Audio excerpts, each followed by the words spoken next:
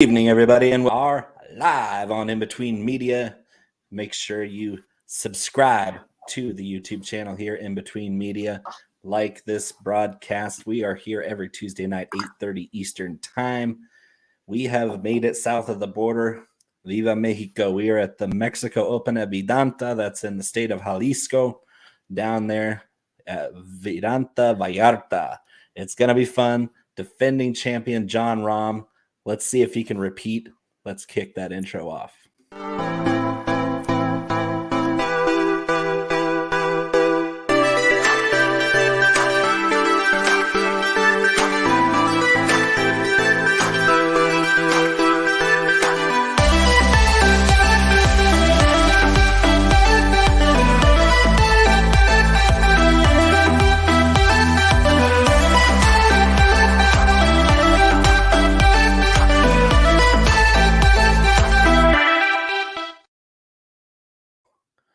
Hola, mi gente. Bienvenidos a la 19th hole live. See, we're down to Mexico. We got to speak a little Spanish, get the fiesta going, have some taco margarita, tequila, cerveza, y el whiskey. Conor, how you doing, buddy? Man, doing all right. Had some near misses last week. Could have had a really big week. I feel I doubled one of my tickets with the top 10 on my guys Sung Jae and Kashmir Keith, and I would have doubled up because Kurt Kitayama and his playing partner were solidly in the top 10 until the 18th hole on Sunday, and they had a quadruple bogey 9 on 18 and knocked them all the way down to a tie for 19th. So I missed on that one. Pretty tragic. Would have broken me even for the week. But overall, it was a pretty crapshooty tournament last week with the team format. The top 33 and ties made the cut, which meant the lead and the cut were only 6 shots apart. And with best ball and alternate shot, it was every pair for themselves. It was nuts. And of course, we got a pair of first-time winners last week, which we didn't see coming, even though your boy Davis Riley was one of them. Yeah, you know how depressing that was? Yeah, you've been on it for 2 years, and Nick Hardy was looking for a playing partner last minute, and that was kind of what the deal was he needed a playing partner, and Davis Riley wasn't even planning on playing at the Zurich Classic in New Orleans, and Nick Hardy called him. They've been best friends since they were teenagers, and the rest is history. They each have their first PGA Tour victory, and they get to split about $1.2 million between them. That sounds pretty nice. Yeah. I'd take $1 million too. No questions asked right now. Hell yes. I'll take the $600K that they're split, that they each get. That sounds nice enough. But are you sipping some tequila tonight? I figured you might break out some tequila for the Mexico Open. I don't really have any good tequila right now on hand. It'd be pretty embarrassing if I just had the Kirkland Signature Plato, the silver Kirkland Signature gigantic jug. It's like this tall.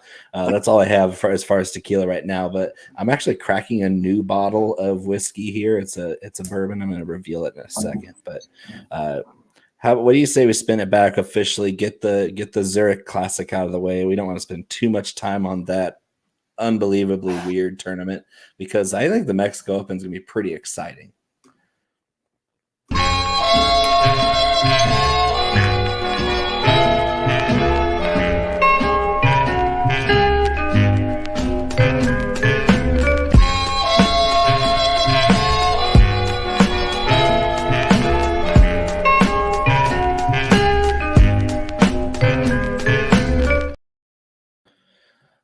And because our guy Kurt Kitayama and his playing partner, an alternate shot on Sunday, carded a quadruple bogey, they are officially one of us. I mean, who hasn't carded a quadruple bogey when you're rolling on an 18th hole of a round?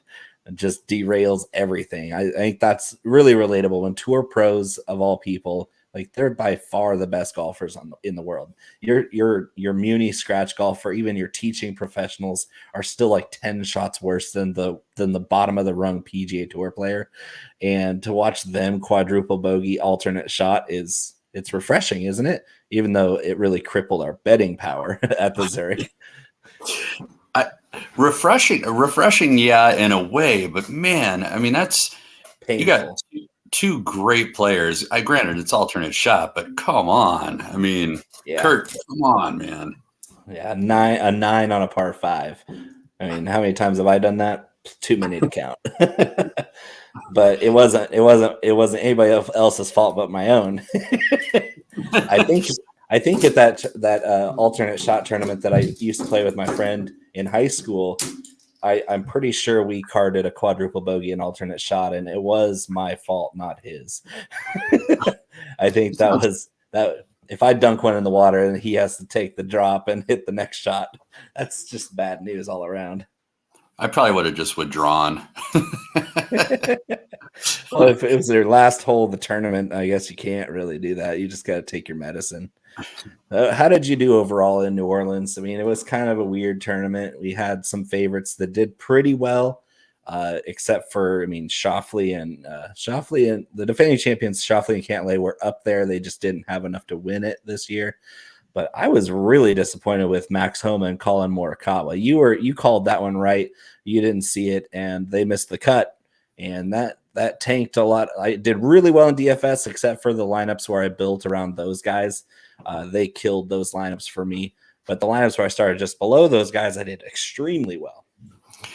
Yeah, those guys, like I said last week, just something seems broken with both of them. It's different parts of their games, and I kind of thought their whole swagger coming into it maybe was going to lighten their mood a little bit, and we'd see them pop up a little. But yeah, I was seeing him miss the cut. I wasn't even really that surprised.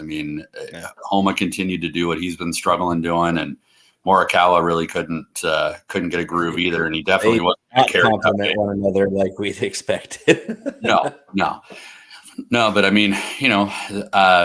Wyndham Clark, who I'm going to take a bit of a victory lap on, but he was doing everything I said he was going to do. And then, him and Hostler just didn't put together a good Sunday round, but man, they were looking like they were going to run away with it. And they were fine until the back 9 on Sunday, and then they fell apart. The wheels came off on the back 9. I think it started on the 10th hole, if I'm not mistaken, where Hostler's approach game got really scary bad. Wyndham Clark was just destroying the drives. He's one of the best drivers of the golf ball on tour. And it seemed like every time they hold out, it was Wyndham Clark hitting a perfect tee shot and then Beau Hossler spraying his approaches all over the place. And then they had to recover when other teams were complimenting one another. They were the first couple of rounds. It just didn't make any sense why both of those guys just absolutely fell apart on the back 9. But I was impressed with Wyndham Clark. He's going to carry some good form into this tournament this week, and I know we both like him this week. Any other takeaways from last week before we completely put it in the rear view and move on to a better tournament?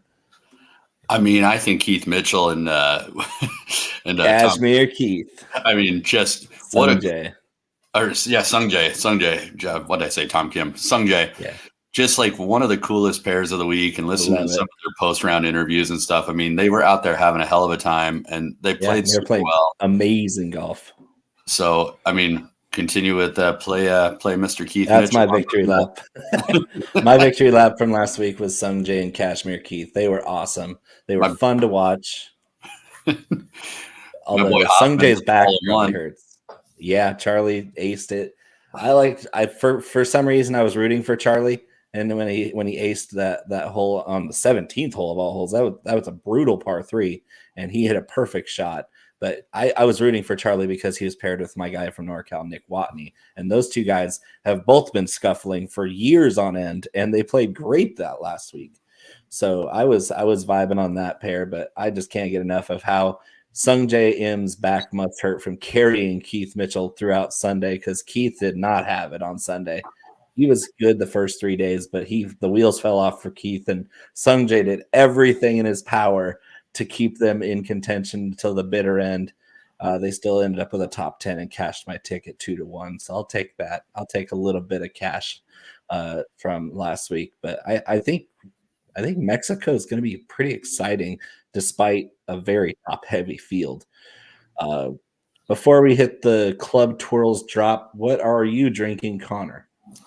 Another bottle from my Glen Rothes collection. This is the sherry cask one. So breaking out the sherry cask, and it is delicious. It's kind got a absolute ton of orange peel, kind of spicy. I mean, it's super, super, super tasty. The sherry cask imparts so much good flavor that it's like free flavor. You don't get it from anything else. The aging process is great, and then they throw it in those sherry casks to finish it up. And for some reason, that imparts so much extra flavor for just a short period of time. I think it's amazing science that they use for that last bit of aging. And so, yeah, I can't wait to try that one day because that sounds incredible. And it reminds me of drinking a Mickey's grenade back in high school, only way last year. It does have the similar shape, doesn't it? That's a cool bottle. Actually, this bottle I have is a similar shape. This is the Wild Turkey Kentucky Spirit single barrel. And I thought this was cool because I got this one back in I think a year and a half ago, and I just broke the wrapper here tonight. I heard that. I can't wait to try it. It's a Kentucky straight bourbon whiskey, of course, from Wild Turkey Distillery. This was specifically barreled for Jimmy and Eddie Russell. As we know, the Wild Turkey family is incredibly gifted when it comes to spirits in general. This bourbon whiskey was bottled on 4/1/2020 from barrel number 1376, stored in warehouse A on Rick number 10, selected for the bourbon connoisseur. I just think that's cool. You get that kind of that Blanton's feel with the exact label of where it was sitting in the warehouse. It is a 101 proof, so 50.5% alcohol. Let's see what we get. I haven't tasted it yet. Oh, I can tell you before you even taste it what you're going to get. It's going to be really good. Yeah, I'm a huge fan of Wild Turkey in general, but Kentucky Spirit single barrel. It's got a great color. You can see my fancy glass there. Look how dark that color is. Yeah, I wish I was sitting next to you. I want some of that. Well, come over right here. I don't know if us two big boys would fit in the same screen. We'd have to widen it out like the what's that, letterbox? Yeah. Not the 16:9. It'd have to be letterbox stretched out panoramic. There you go. The nose is really impressive already. Lots of tobacco, leather, a little bit of cherry. Wild Turkey. Not getting as much of the vanilla, so it's a little heavier. Wild Turkey, I almost always get hit with that earthy tobacco right off the top. I mean, it doesn't matter what variety of it is, and I usually the caramel and vanilla come right away when you taste it. That's another one too. That most Wild Turkeys, I get a fair amount of like that orange zest or like lemon zest, a little bit of that sour. That's on the finish there. Yep. As I chew it, that's what I'm getting more of is the orange. Little bit of dark dry cherry and maybe a little dark chocolate, but it's really faint. But mainly that tobacco, leather, and then vanilla caramel. It's right up front. And then it finishes a little citrus. That's delicious. This stuff's good. Sounds like you need to have an old fashioned after the show with that bad boy. That sounds like you're right. That's delicious. My goodness. I take a year and a half to open that sucker. I am truly jealous. I just dug into the collection, but I'm going to splurge this week. I'll get something good for next week because it's been a while since I bought a nice bottle. So, yeah. All right. So we got the Mexico Open at Vidanta Vallarta. Let's hit the club twirls, and then we can have Conor break down the golf course.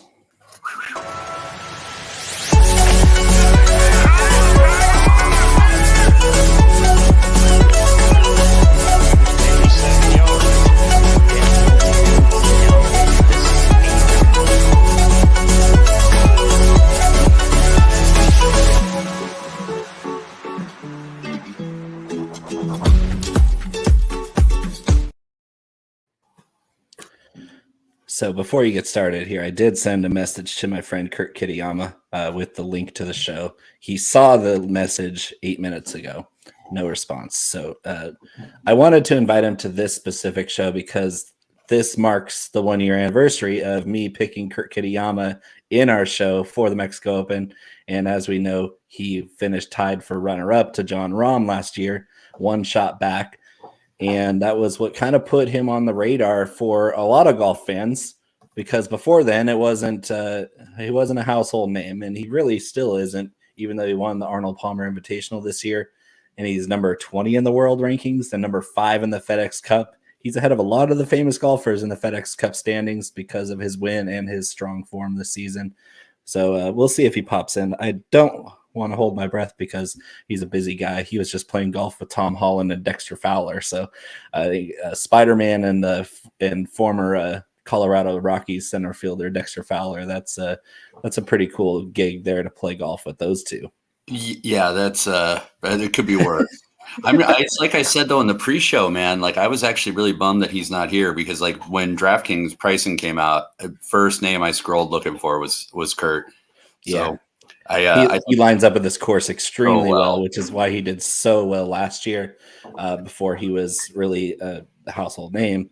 But at the same token, there's some guys in this field that are similar play styles. I mean, you could start with the course here. It's almost 7,500 yards, par 71. It is 7,500 yards, a little over in some instances, par 71. Bo has said it in a much better accent than I will, but Vendanta Ayerta down in Mexico. This guy is right down there at sea level. It's a pretty tropical setting. Grass this week is going to be Paspalum, which if you don't know is a pretty typical coastal course grass that you run into. What's interesting about it is it really does hold moisture quite well. So a lot of times what that equates to is you're going to have a much slower rollout on everything and a lot stickier greens. So a lot of those metrics that we look at in terms of being able to hold greens, things like that, aren't as big a deal this week. And in contrast, some of the bomber metrics that you don't hear us talk a ton about are more bomb and gouge, baby, bomb and gouge. It's absolutely, and I think that's the recipe that I try to stick with. There's a few guys that I looked at that I really do like, just all around games. But a little bit more about the course. There are, I think it's 5 or 6 lakes throughout this course. The course is kind of built around it. It's a resort course. So there's water on a lot of holes. You're also, I believe the tally is somewhere over 100 sand traps on this course as well. So there's trouble to be found, but it's a pretty wide course, almost as wide as it is long. So a lot of the off the tee stuff, like accuracy isn't as important this week. Interesting things about the course too is in terms of the par layout. So you've got 4 par 5s and you've actually got 5 par 3s, which is a little unique. You don't see that very often. Yep. So I definitely was looking at some of the guys that are a little better on those scoring opportunities. And I mentioned it a little bit about how this place is going to hold moisture.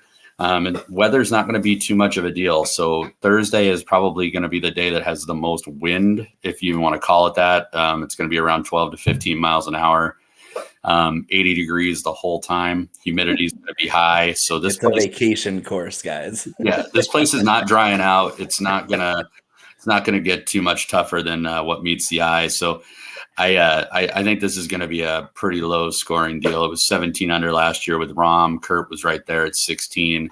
And I would expect that we'll be north of 20 this year, given some of the talent in this field. So look at that.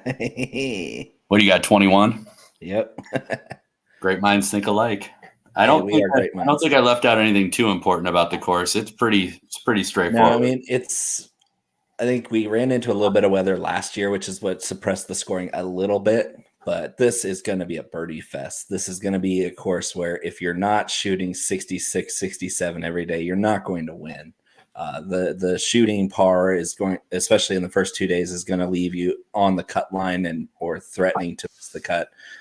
Not that really hurts their feelings too bad, because if you miss the cut in Mexico, you're still at a resort. You can still hang out by the beach or in a bungalow somewhere and watch the rest of the tournament. You know, you're not getting paid that week. It's so gorgeous down there. It's like one of the most beautiful places on earth down there in Mexico at Vidanta Vallarta. This is going to be really fun. But yeah, I do expect the scoring to be extremely good. 21 under is my guess. But let's get started at the top. We're looking at 2.5 to 3 to 1 odds for Jon Rahm to repeat. And don't get me wrong, it's probably a really high likelihood that Jon Rahm wins again because he's the number one golfer in the world. There's only one other top 10 golfer in the official world golf rankings even here, and that's Tony Finau. But Jon Rahm, 2-1, 3-1, that's not going to pay you off very well unless you're betting a lot to win a little. That's for golf odds. That's just too skinny. It's too short. And here we go again, dummy fading the number one golfer in the world again. Yeah, the funny thing about it though is that I don't actually know that he would be my favorite to win. It's Jon Rahm, obviously, but he looked really good last year here. He looks really good almost every week. But I think that there are some guys with much better numbers that I think really can compete here. And if you look at last year, it wasn't like Jon Rahm was looking any less better, really. And Kurt's a good example of somebody who was relatively unknown who was able to come and storm this course too. So I think this is a little more anybody's game. And if you look at a lot of the people in this field whose names you're not going to know, I would not rule out somebody new coming out of nowhere and putting their stamp on the win here.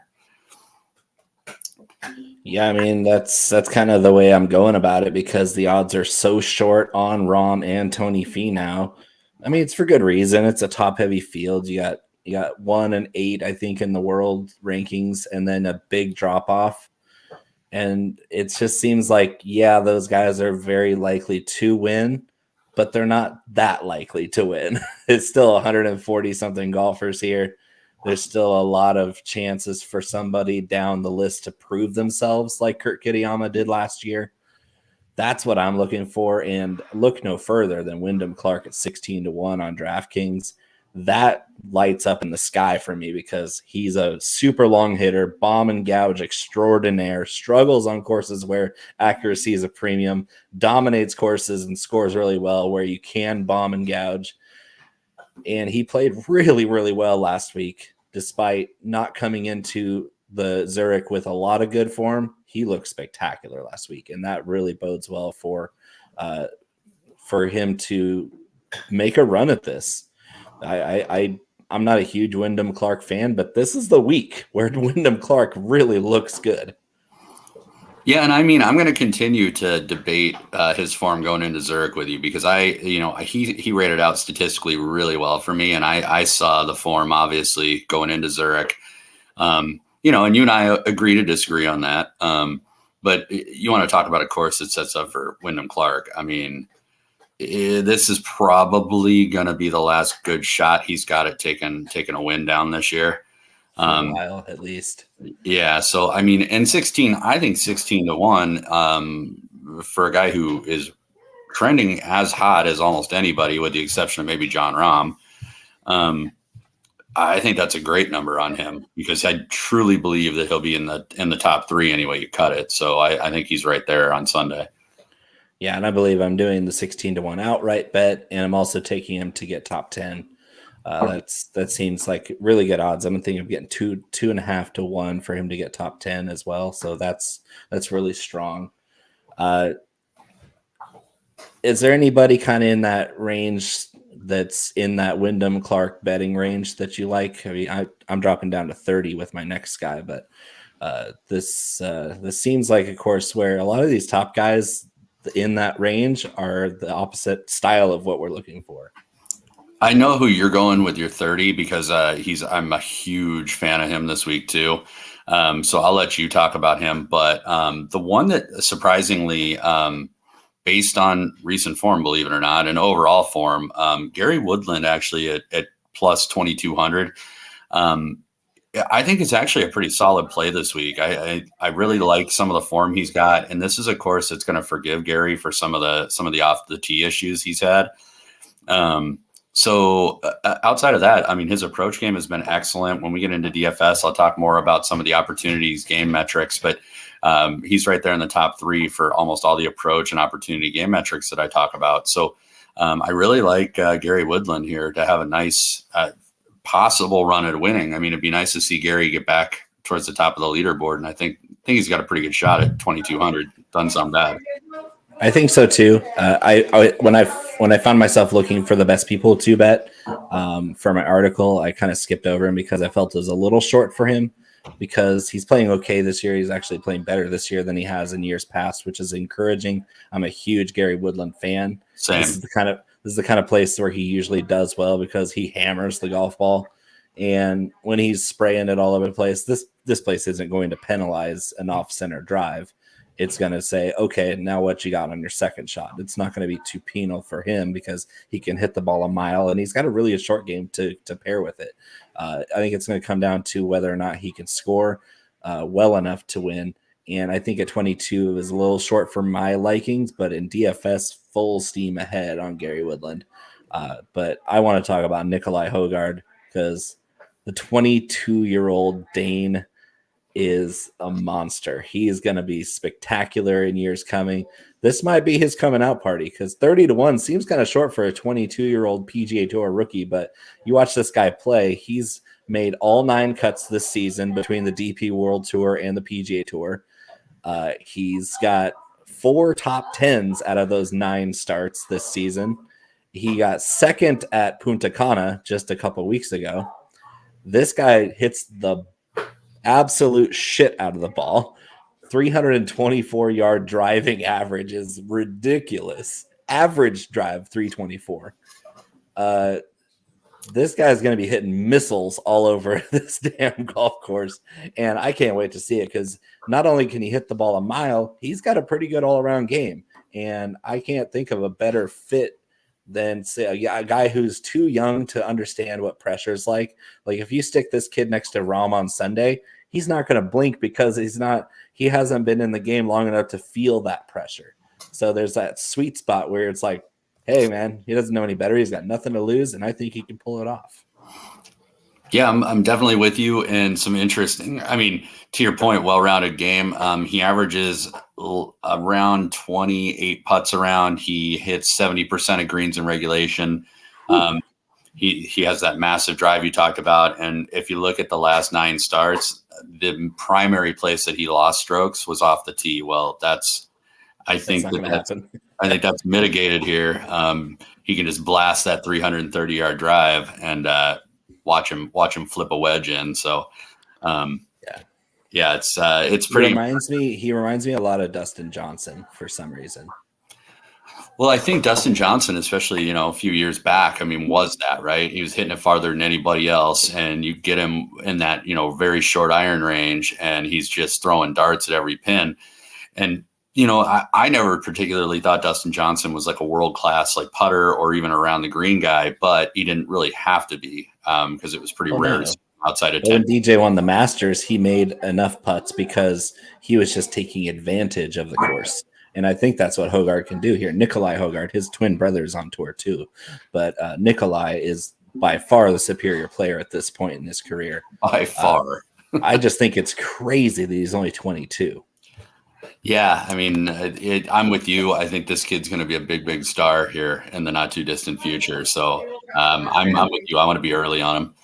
Yeah, and early on, you're gonna have to take some risk at 30-1. That is pretty short for a 22-year-old guy in his 5th PGA Tour start. But still, I trust that his ability is going to at least have some fireworks for us. As you can see, I have a big gap between my second and third favorite bets. So who do you have out between 30 and 50, or even beyond that? So I've got. And it feels so good to say this guy's name because it has been far too long. Mr. Maverick McNeely at 35-1. Really excited for the way Mav sets up for this course. First one of the day. Shout out NorCal. Yep, take a drink. But no, if you haven't been watching our show long, Bo and I and the rest of the IBT family, huge Mav McNeely fans.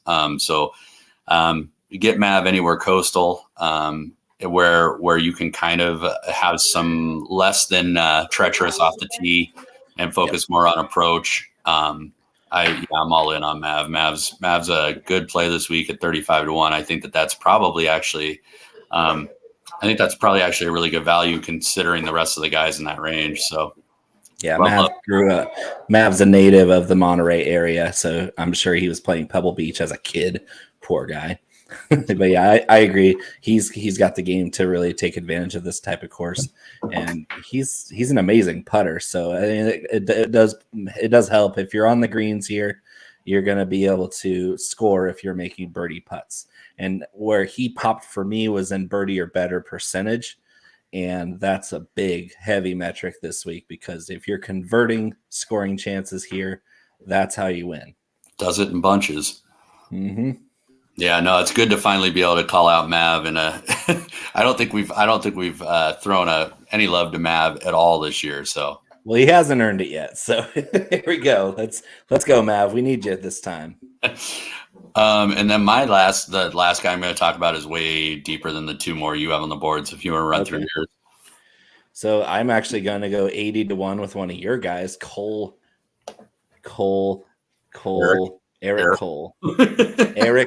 Cold-blooded. Cold-blooded. Eric Cold-blooded, 80-1. Where he's not a long hitter, he's great at everything else. And he's incredible at scoring. That's one thing about Eric Cole is he makes birdies in bunches. And I mean bunches.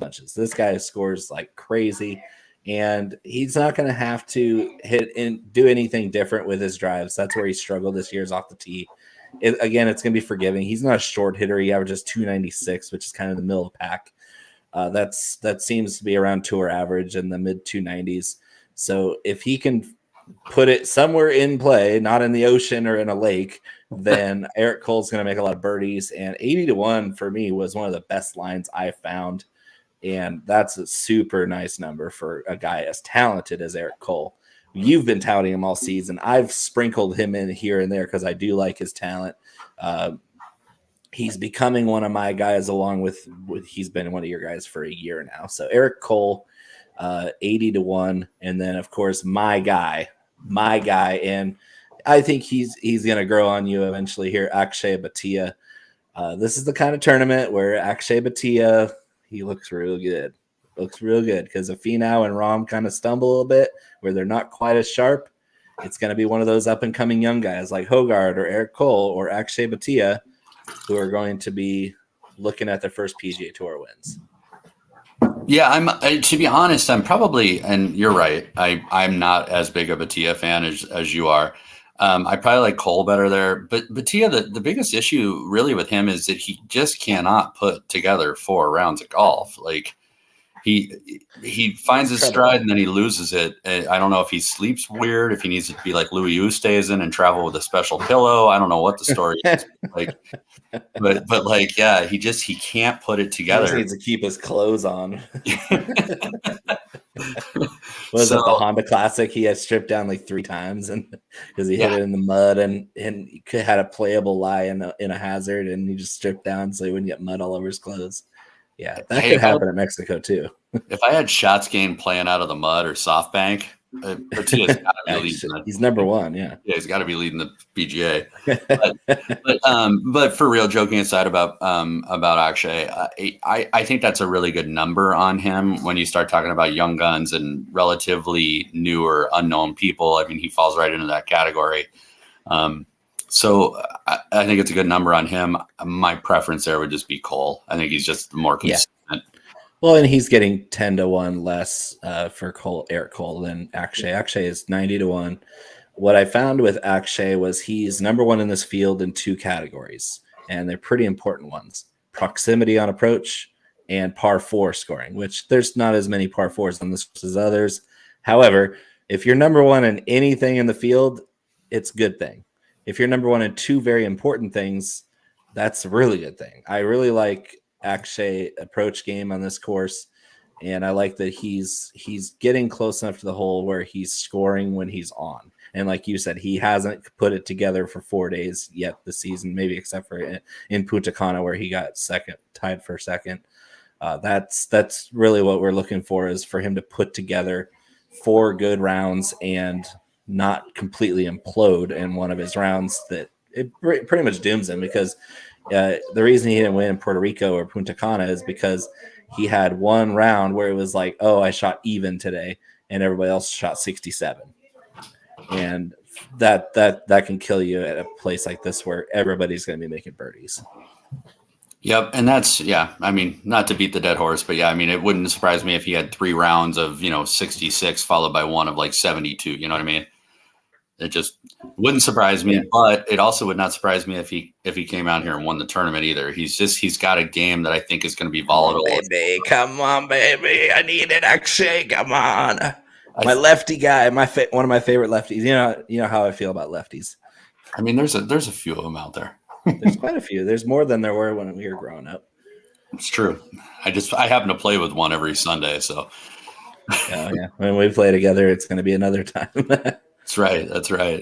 What do you Take got? your deep shot. Yeah, I got one more. This is somebody who normally my mantra is if there's water, don't play him. But I like taking a few shots at Erik van Rooyen at 180 to 1. And EVR from South Africa. Good Lord, Erik van Rooyen. Are you kidding me? No, I'm not. And part of it was as I was scrolling down the board, I looked at guys that I thought if they played their consistent game with their approach and the looks they have at birdies, he's another one to me that's a lot like Akshay, where if EVR can put together 4 days of good golf, he's a world-class approach game player. I mean, and can putt from time to time, does much better on coastal courses despite the water jokes I always make about him. So I think this is more of a setup for Van Rooyen. So I mean, 180 to 1. I'm not saying bet. Again, don't bet your mortgage on it. But I mean, throwing a couple bucks at 180 to 1. Wendy's trolling you here. She's gonna bet $1 on EVR. 180 to 1. Hey, $1 to $180. What do you know? That would be a nice little payday. Yeah, you can just send me a nice bottle of whiskey when you hit your $180. Don't do that, Wendy. Take all the money for yourself because I'm going to tell you right off the bat. Don't play Erik van Rooyen. I'm in staunch disagreement. Not just for the water rule, but because he hasn't been playing well this year at all. He's coming in with the worst form you could possibly have. But if you can get a T20, a T10, I mean something like that on Van Rooyen, it's more than likely he makes the cut, and he is in my opinion, he is a class above a lot of the guys in this field. 180 seems awfully his best. I would agree his best is a class above, but we haven't seen his best in over a year, and that's what scares me. 180. It's been a long time since EVR did anything to impress me. Just seems really long for him. Like there's some guys down there that you can't even pronounce their names. Oh, I mean, I agree with that. I agree. It's nice. It's a nice number if you're into that sort of thing. But I'm with Wendy. $1 is about the most I would throw on a guy with those odds. Ye of little. Although I did bet $5 on Kurt Kitayama earlier in the year at 250 to 1. So it makes sense. But that actually had some science behind it. I have science behind it. It's EVR. There's no science behind that. What you just like saying is Erik van Rooyen. He's got a killer mustache. And joggers. Yes, joggers and a mustache, a curly mustache, a Raleigh Fingers mustache. He does have the Raleigh Fingers going. So I mean, that's at least 2 strokes gained on the field right there. He's got swag. I will give EVR the swag. He's got swag. Did you put swag extra weighted in your model or something? I mean, the only person that probably outstroke gained him on swag would be like Ricky Fowler, maybe. Right. No, I think Ricky's swag has kind of faded over the years because he's not the young gun anymore. But at least Ricky's playing well this year. EVR is not. We'll see what happens. My last guy is 110 to 1, and he's a guy that we have found out through research, Google, that Brandon Wu and Dylan Wu are not related. They are the same age. They came on the PGA Tour at the exact same time. No relation. They even look alike. No relation whatsoever. And Brandon Wu tied with Finau and Kitayama last year for runner-up behind Jon Rahm by 1 stroke. And yet it is my guy, Dylan Wu, Wu-Tang Forever. Dylan Wu is popping up 10th in my model at 110 to 1. And he's got all the good stuff. He's got the recent form. He's playing great under the radar. He's a great DFS play that we can talk about a little bit more. But Dylan Wu, Wu-Tang. He's my guy at 110. Yeah, I love that one. The only reason I didn't say it was because I've been disagreeing with you and taking Brandon for several weeks, even though Dylan is definitely emerging as the better woo. But two, I could read your board from here. Woo! I'll let Bo take the victory lap on Dylan Woo. But no, I think Dylan Woo is an excellent play. He's another guy though that I would grab yourself a T10, T20 Yes, on top of T20 it. for sure. I believe it's 3-1 payout for a top 20 for Dylan Woo. So that's a great number.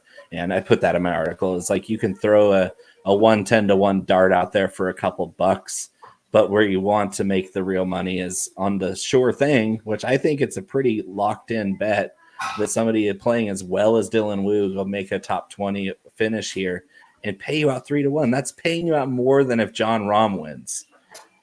Just for Dylan Woo to make top 20. Yeah, which is wild. And I definitely think I think that's well within the range of outcomes. Who's your first round leader bet? Oh, Tony Finau. Tony Finau. Finau's a hot starter. He can go low at any time. I think he might shoot a 64-65 on Thursday. But the fact that Tony Finau on weekends hasn't been the same player for a while, like since last summer when he won back-to-back tournaments in Detroit and I believe the Wells Fargo or something. He went back-to-back last year in the summertime. That was when he looked really sharp all 4 rounds. And this year it's been, Finau is in contention because he was like the first round leader or he was a 36-hole leader. And then he just kind of was okay in the weekend and didn't win. So we've seen Tony Finau all over top 5s and top 10s this year, but he hasn't won yet because, he's not playing well enough all 4 days. I think Finau gets off to a really hot start and just doesn't have quite enough to take it home. I'm gonna ride our boy Mav. Mav typically will come out and play well the first couple of rounds. He'll make the cut, and then that's usually where we start to see him. So, and I don't think that's going to be the case this week. I'm a huge fan of making that play, but I think Mav's known to have a hot start. I think this is a course he's going to be comfortable on. So I like Mav, and you're probably going to be able to get a pretty good number on that. Pretty good number, yeah. A lot better number than Finau for sure. But I just think Finau's got the firepower to do it. So I want to ride the favorites. Jeez.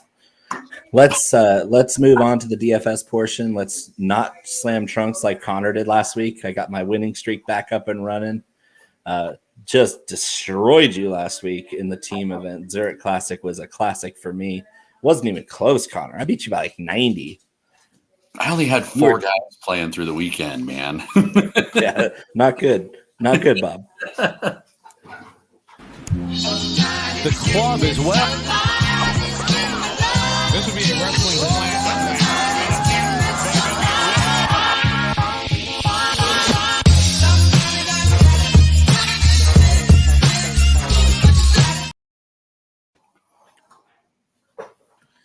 Well, trunk slams, don't do it.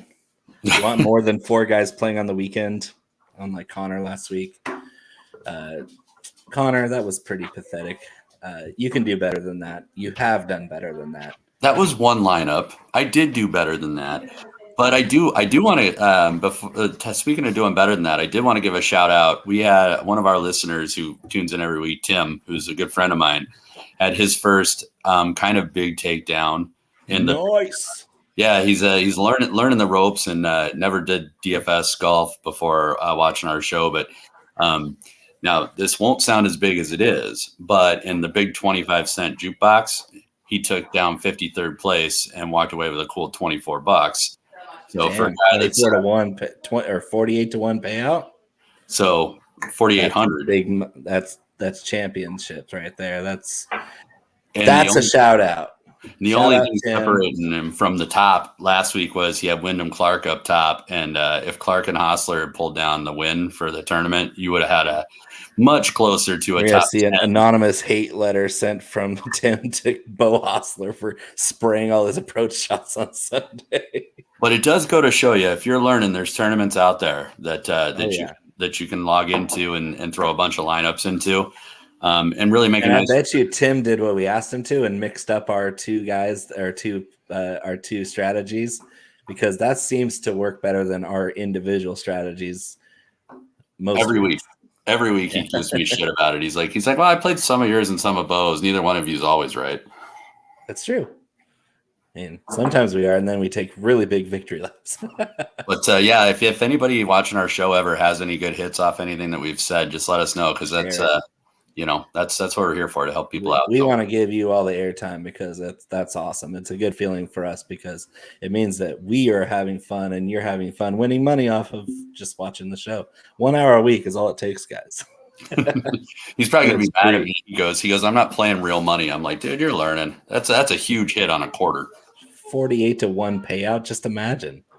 And really, as you go up in contest size, your odds of winning go up too, because you're playing against a lower pay line the higher up you go. So take that 24, maybe play in a $1 tournament or a $2 tournament, and keep it rolling. That's how you snowball your bankroll in any DFS sport. Let alone golf isn't special. It's just another DFS sport where you have to manage your bankroll in a way that helps exponentially grow it over time. And so $24 ain't a huge stick of money, but it's a pathway. It's a stepping stone to bigger contests and bigger wins. So means you're playing on house money. So yeah. That's how we both started. 7-8 years ago when I started playing DFS, 100% how I started out. I was playing quarters, just trying to figure it out, and now I play entirely too much money on it. And it's a slippery slope.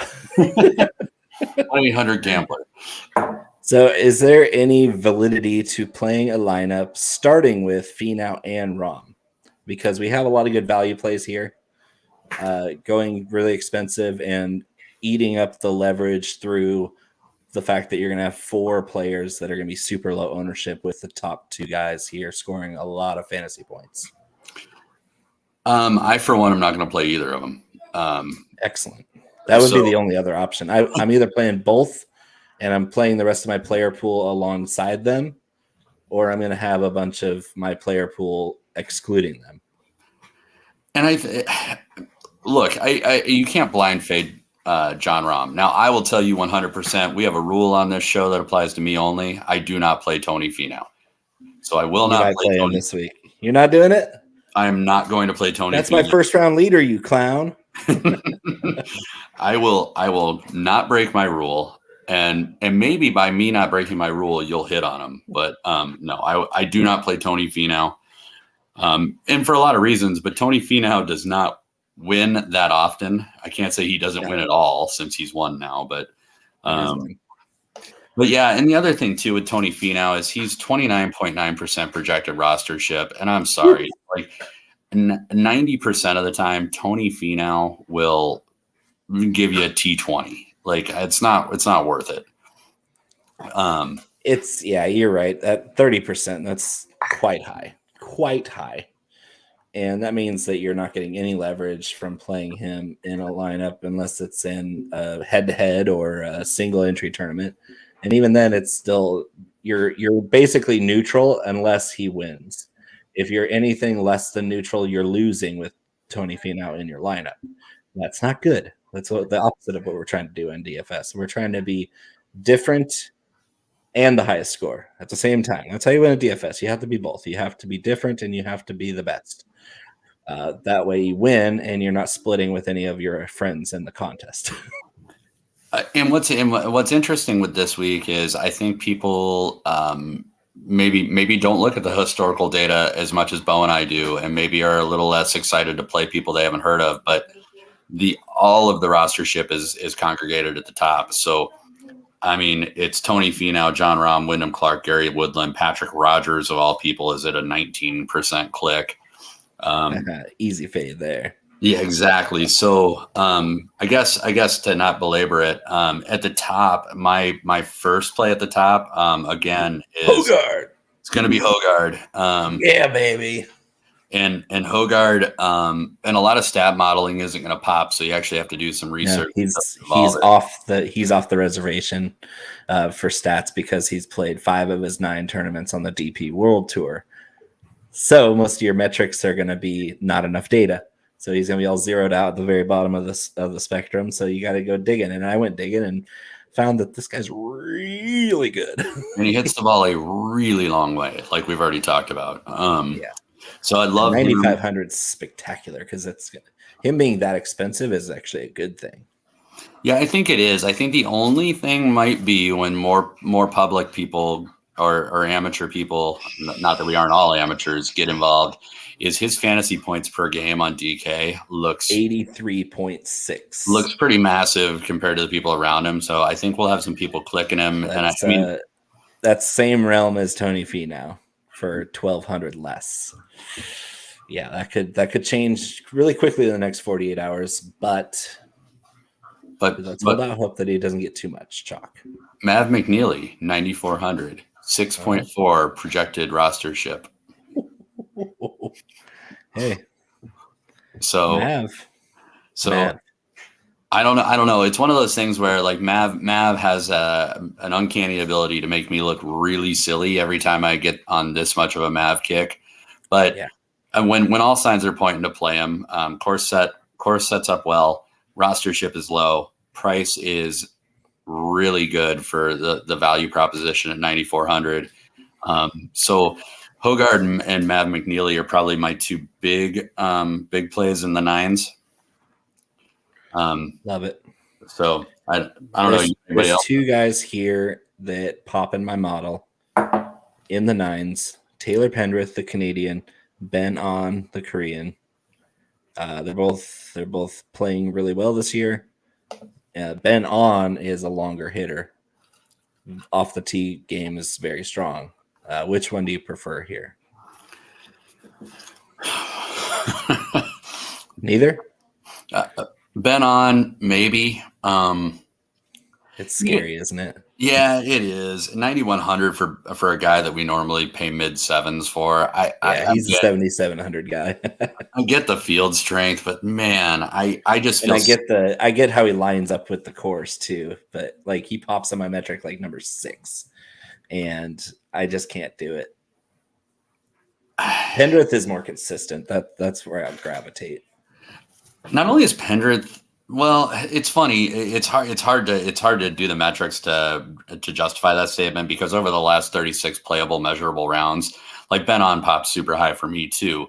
But you also, I mean, if you really break that down to most recent rounds, it's Pendrith hands down.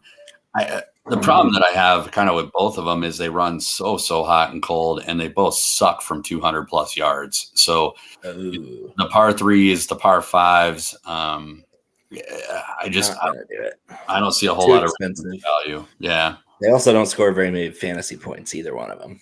No, and I think that's because of that proximity range from the 200 plus. That long iron game, which is going to be pretty important here, if for nothing else, the par fives, which there are more of than normal, and the par threes, which are all long, and there are 5 of them, which is abnormal. That just doesn't give me a warm fuzzy. I think I'm just going to stick to my guns here, and it's going to be Mav will be my highest owned, Hogard will be my second, and then Gary Woodland will be my kind of low owned starting spot in the 9Ks. Okay. The 8s are a mess. I had to really dig to find more than a handful of guys I like in the 8s. Yikes. That's kind of where I was going with the starting with 2 at the top, because I can pretty much go through the 8s and not roster any of them in a lot of lineups and feel pretty good about it because the 7s are a lot stronger in my opinion. The 9s are strong, the 8s are not, the 7s are strong, the 6s, the high 6s are just a crapshoot, but this 8s range, Ben Martin pops, but I don't like him. I'm playing Ben Martin. I'm not quitting Ben Martin now. My God, I've been playing him for 12 weeks. He's so boring, though. He is boring, but he's going to make the cut. And where he's priced, he got 8th at the Corrales Punta Cana, which is a similar course. 5th at the Honda, which I think was pretty fluky. 10th at the Valero. That one impresses me. I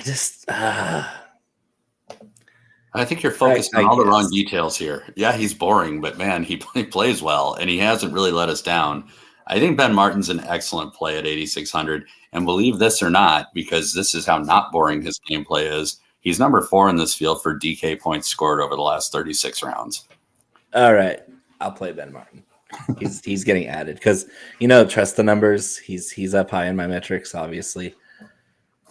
Okay, thank you for talking me off the ledge because the 8s just gross me out. I'm looking at Emiliano Grillo. I'm looking at Smalley and another lefty, Gareth Higo, Brandon Wu, who was runner up here last year, but 8,300 for him just seems way too high.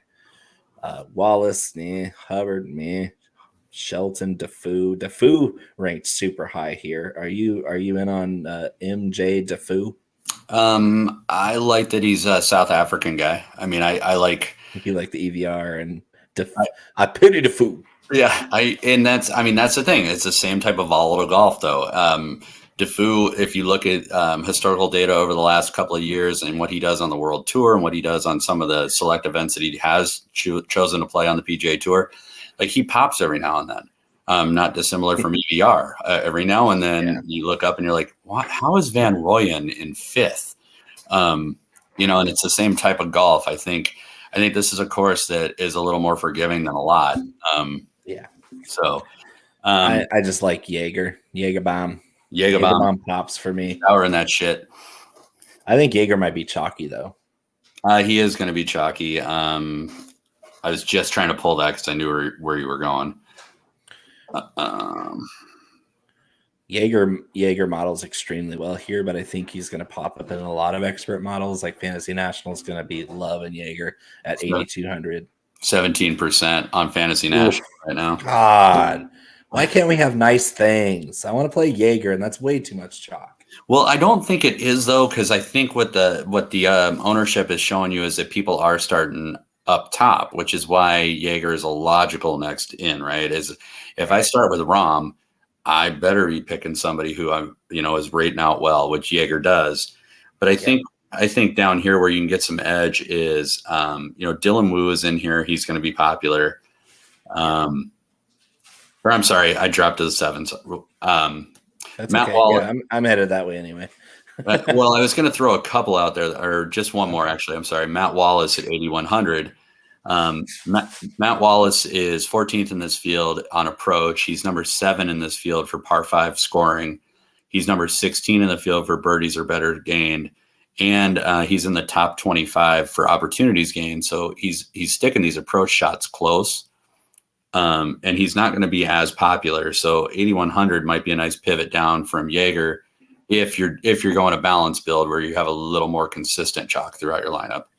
Your guy Tim's late to the show because we already talked at length about Eric Cole. Both of us did. I brought him up. He's right here, cold-blooded.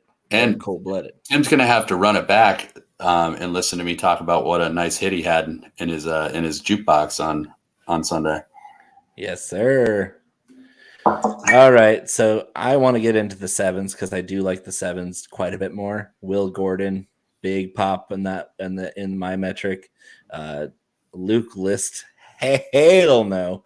I'm hearing all sorts of fluff and helium for Luke List this week. That's like Tony Finau for me, as I'm never going to play Luke List. Not even if there's a fire. This guy is playing like garbage this year. Cannot play him.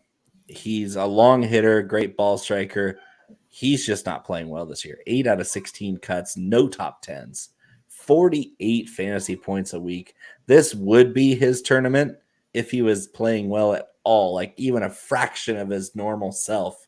I'd be all over Luke List in this type of tournament because there's no penalty for hitting a 330-yard drive to the right or left. And really, how many 5 foot, 6 foot putts is he really going to have on this type of course? Not very many. This guy cannot make putts. Cannot. Luke List is like the anti-Mav McNeely for me in terms of making me look silly. I mean, if there's the hero and the villain, Luke List is the villain, and I often look silly. So Luke List rates out really well in my model. However, he's 135th in this field for putting, 130th in this field for shots gained on par 5s. Oh my God. 33rd in this field for shots gained on par 3s. So when 8 of the 18 holes, he's bar none the worst golfer in the field. DFL. And he can't putt, which means when he does have birdie looks on par 4s, He's not going to make him. Not going to make the putt. If he makes the cut, I bet you Luke List shoots 6 under for the tournament. I just don't see it. I don't understand why the whole industry is. Here's the point I want to make. I've been sitting on this line since yesterday when I was trying to write how in my mind how I want the show to go. Joseph Bramlett, who's who you want Luke List to be. They're the same price. Bramlett hits the ball a mile. He's an amazing ball striker, and he's actually playing great golf this year. Joseph Bramlett is who you want Luke List to be. That's who you should play at 7,800 is Joseph Bramlett, right, Conor? You know that was the next guy I was going to mention because I know that I wanted to tee that up for you because Joseph Bramlett on resort style courses is a birdie making machine. He crushes par fives, absolutely eviscerates par fives. And I can't wait to play Joseph Bramlett in DFS because he's a screaming value at 7,800. There's nobody else in his same stratosphere in this price range. What is going on with DraftKings?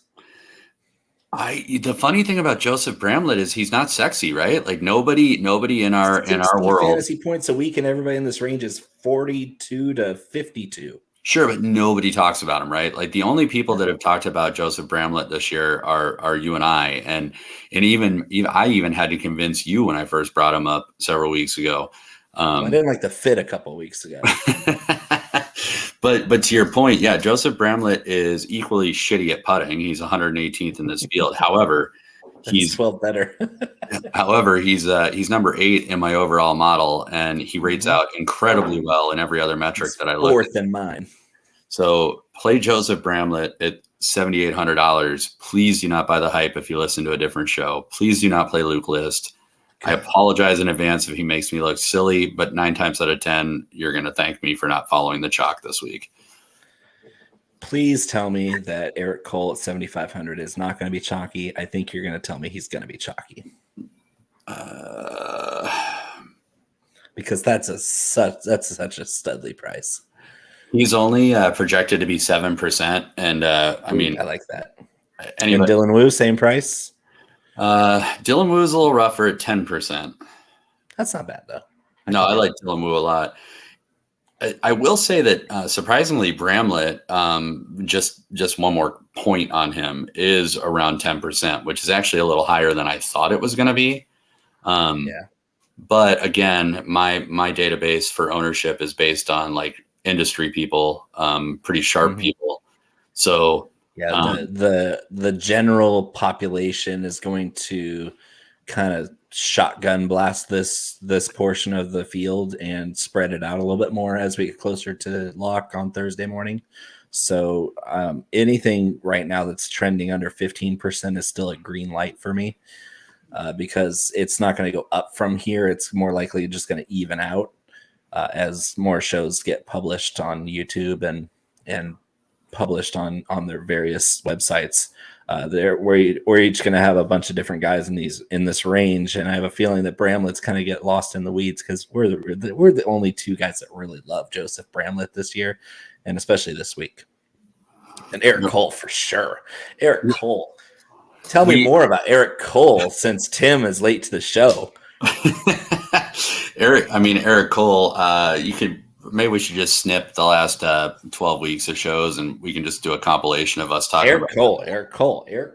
You should play Eric Cole. Cold-blooded. You should play Eric Cole again. So the thing about Eric Cole that has been holding him back is his off the tee. Strokes gained off the tee, he's really bad. As a matter of fact, he's the Luke List off of. Right. I think it was like 124th or something. He's pretty bad. I've got him at 113th, but and the other knock he has is that he's not a long hitter, right? So not only is he not good off the tee normally, but he also hits the ball relatively short. That approach game and putting, he's spectacular. Yeah, putting, he's right up there. He's probably top 5, top 10, depending on how you rate it out and weigh it out. Yep. His approach game, he's number 18 in this field. And then interestingly enough, for a guy that's not good with any of the woods in his bag, He's excellent with long irons. Anything 200 plus or outside, he's actually number 15 in this field for those approach metrics. And then he's right in the top 25 for strokes gained on par 3, strokes gained on par 5, and then opportunities gained right there as well. So his approach game is really, really stellar. And he has that key distance that we've identified on par 3s and approach shots for most par 5s. So I think Eric Cole's a green light this week for sure. All right. Okay, I know we have already covered some of these guys because this range is rich for our favorite guys.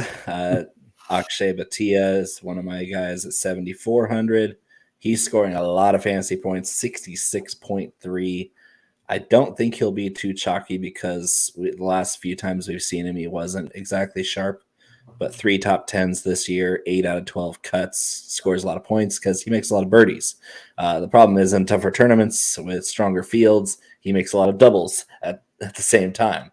That's the kind of tournament where if you're spending down in the mid 7s, Akshay Bhatia is going to score you a lot of DK points, especially if he makes the cut. If he makes the cut, you're going to be looking at a lot of leverage with the output he's going to put on there. And then Doug Gim seems to show up in weird tournaments like this. I'm not an EVR fan. You can't convince me to play EVR this week, especially in DFS. I have no statistical reason to play EVR other than what I said. Okay. I do have one guy that it has no statistical backing whatsoever, but he is from NorCal, and he is a legit bomber, Cameron Champ. Hits the tar. I hate him too. I have him on my list also, and I don't know why. It was like this weird because he hits the ball. He's the longest hitter on tour. He does not hit anything else well besides the driver. He's made 2 cuts this season. One of them turned into a top 10. But A, shout out NorCal. B, just had a baby. And something tells me. So let me get this straight. Your gut instinct was he hits the ball far and he's from NorCal and had a baby. Yeah. My gut instinct was less than that. I just know he hits the ball really far, and I know that his first and only win, if I recall, was on a coastal course. So yes. So I think Cam Champ, I'm with you. I don't know why. If you're in a big tournament, your quarter jukebox, Cameron Champ, good play. If you're in single entry head to head, don't even venture into those waters. No, because he's going to smoke you 9 times out of 10. But this is a guy that has won on the PGA Tour, and to Bo's point, hits the ball a serious quarter mile. Number 1 in driving distance of qualified players on PGA Tour. Yeah, so that should tell you all you need to know. Bomb and gouge is a real thing. If he's anywhere close to form, he's going to make a lot of birdies here. Yeah, I like that play. And bear in mind, too, on a guy like Cam Champ, if you are building multiple lineups, take the lineup you really, really like and throw Cam Champ into like 2 varieties of that lineup. Just sprinkle him. You don't need to go heavy on Cam Champ. That shouldn't be your last dude in on every lineup. Yes. All Okay. Let's say you on the rest of the 7s and into the 6s. So Charlie Hoffman touched on how I saw some form coming. Also, he rates out incredibly well on approach, and he's number 3 in this field from the proximity that we talked about. So I think Charlie Hoffman continues to roll at 7,200. I don't think he's going to win this tournament, but he is a guy that can get you birdie streaks from here in time to time. You're probably upside on Hoffman is maybe T15. I don't see him doing much better than that, but he can be a nice piece to the 5th or 6th guy into your lineup. And then Augusto Nunez is somebody who pops with some other metrics built into the PGA stat. He was fun to watch last week, wasn't he? So he's a pretty good ball striker, and he's especially good from that 200 plus yard mark. And he's what I would honestly consider a par 3 specialist. He rates out number 10 in this field for shots gained par 3, which is kind of a really big deal for a guy priced this low. It's $7K. You don't usually see a guy pop. And then he turns and backs that up with number 13 in this field on shots gained par 5. So he's going to be looking at a better than average chance to play 8 of the 10 scoring holes, gaining strokes. And last year was the first year this tournament was held at Vedanta. It was also the first year that it was an official PGA Tour event, and a Spanish-speaking winner was crowned. Jon Rahm, of course, from Spain, and of course Augusto Nunez from Argentina. Is going to be he's a Spanish speaker himself. I mean, what more do you need to know? Is that he's a Spanish speaker at a tournament that's in Mexico. Well, and all the stats that you just listed, because that's intriguing because I didn't know that. Well, this gets wild with him, and I didn't realize this. His driving average is 317 yards at a 60% clip, and his greens regulation percent hit and all his measured starts is 72.2, which is actually ahead of 90% of this field. And of his last 10 starts, he's made 8 cuts. So he's only missed a cut twice. Excellent.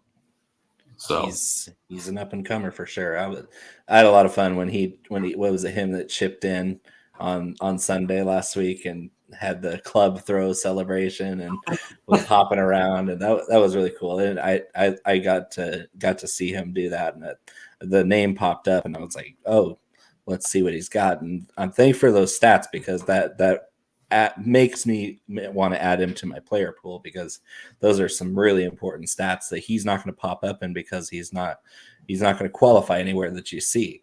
So that's good stuff, Connor. Thank you. Anybody else? There's one guy here that's going to be misleading to a lot of people. Austin Smotherman, 6,900. He won the Mexico Open in 2018, but that was before it was on the PGA Tour, and it was a totally different golf course. So if you're looking at past winners and going, why is Austin Smotherman only 6,900? That's why. Where's that one at? Mayakoba? Is that where that's measured at? No, it was down. It was on some other course in Mexico that was 2018 Mexico Open. They've changed courses so many times at this event that I don't remember, but don't play. Didn't he win it at El Camaleon, which is also a same course designer? Well, yeah, a lot of guys down there design the same courses. Here, let's see here. 2018 Mexico Open. It was at Club Chapultepec. Club de Chapultepec. That's on a different side of the country. Yeah, that's closer to you. That's the east coast of Mexico, where Vidalta is on the west coast of Mexico, or in between the Gulf of California. Disregard what I said. Yeah. What happens when you try and go from memory?